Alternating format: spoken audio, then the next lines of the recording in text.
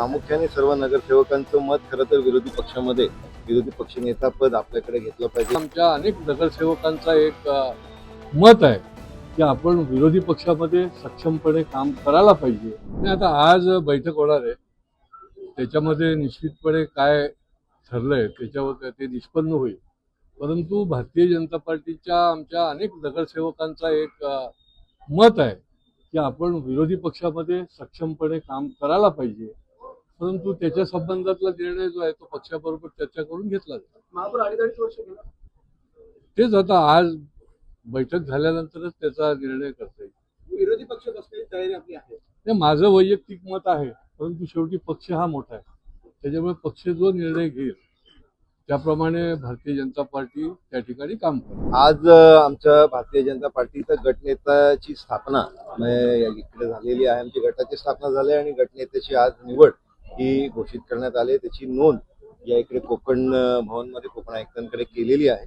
याच्यामध्ये पुढच्या ज्या घडामोडी आहेत, ज्या महानगरपालिकेमध्ये कुठल्या पदावर काय असलं पाहिजे याच्या संदर्भातली भूमिका ही नजीकच्या काळामध्येच पक्ष म्हणून आम्ही सगळेजण मिळून घेणार। याच्या संदर्भातली आज बैठकही आहे, दोन्ही पक्षांमध्ये चर्चा होईल आणि प्रामुख्याने सर्व नगरसेवकांचं मत खरं तर विरोधी पक्षामध्ये विरोधी पक्षनेता पद आपल्याकडे घेतलं पाहिजे या भूमिकेचं आहे। पण याच्यामध्ये आम्ही महायुतीमध्ये इलेक्शन लढलोय, त्याच्यामुळे निश्चितपणे चर्चेमधनं याच्यामधनं काय खरं तर पुढचा मार्ग निघेल हा आम्ही प्रयत्न करतो। आज गणेश नाईकांवर खालच्या पातळीवर त्यांच्या प्रवक्त्यांनी टीका केली। ज्या पद्धती खालच्या पातळी राजकारणात सर घसरत चाललाय का? मी खरं तर या पातळीची टीका टिप्पणी कोणी करणं हे योग्य नाही। मी भारतीय जनता पार्टीचा प्रवक्ता म्हणून अनेकदा चॅनल्सवरती जात असतो, पण याच्यामध्ये आपण कुठली पातळी ठेवली पाहिजे आणि कुठल्या स्तरावरती आपण उतरलं पाहिजे याच्यावरनं लोक खरं तर आपली आणि आपल्या पक्षाचं आकलन करत असतात।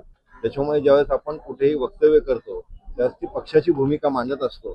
पक्षाच्या संदर्भातली भूमिका मांडत असताना याच्यामध्ये मतदार लोक जनता आपल्याला बघत असते हे डोळ्यासमोर ठेवून खरं तर आपण वक्तव्य केलं पाहिजे। सर पण हे शीतयुद्ध निवडणुकीनंतर संपेल असं वाटलं होतं, मात्र परत एकदा सुरू झालेलं आहे। याच्यामध्ये निश्चितपणे बघा, ते प्रत्येक जण आपापल्या पक्षाची भूमिका घेत असतो आणि ती पक्षाची भूमिका घेत असताना कार्यकर्त्याची भूमिका घेत असताना त्याच्यामध्ये ते अग्रेसिव्हली कुठे कुठे भूमिका मांडतही असते।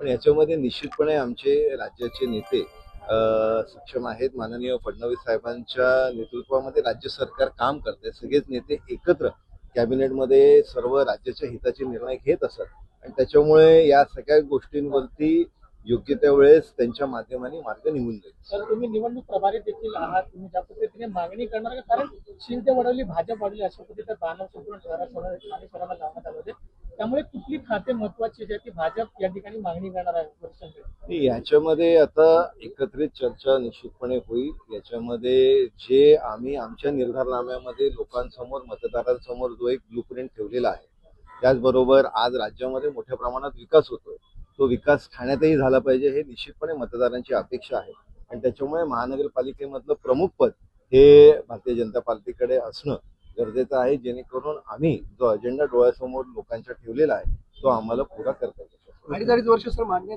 नाही, याच्यामध्ये आमची मागणी फार स्पष्ट आहे की जो कोण त्या प्रमुख पदावर बसेल त्याला त्या पदाला न्याय देण्यासाठी 2 ते 2.5 वर्ष कार्यकाळ असणं गरजेचं आहे। 1 वर्षामध्ये त्याला त्या पदाला न्याय देता येणार नाही, त्याच्यामुळे त्या प्रमुख पदावरती जो कोण व्यक्ती असेल त्याला 2 ते 2.5 वर्षाचा कार्यकाळ हा निश्चितपणे भेटला पाहिजे। 2.5 वर्ष महापौर आपण मागणार आहोत। मी तुम्हाला मगाशी सांगितल्याप्रमाणे की जो कोण व्यक्ती त्या पदावर असेल त्याला 2 ते 2.5 वर्षाचा कार्यकाळ असणं हे अपेक्षित आहे। सर गटनेता कोणी होते?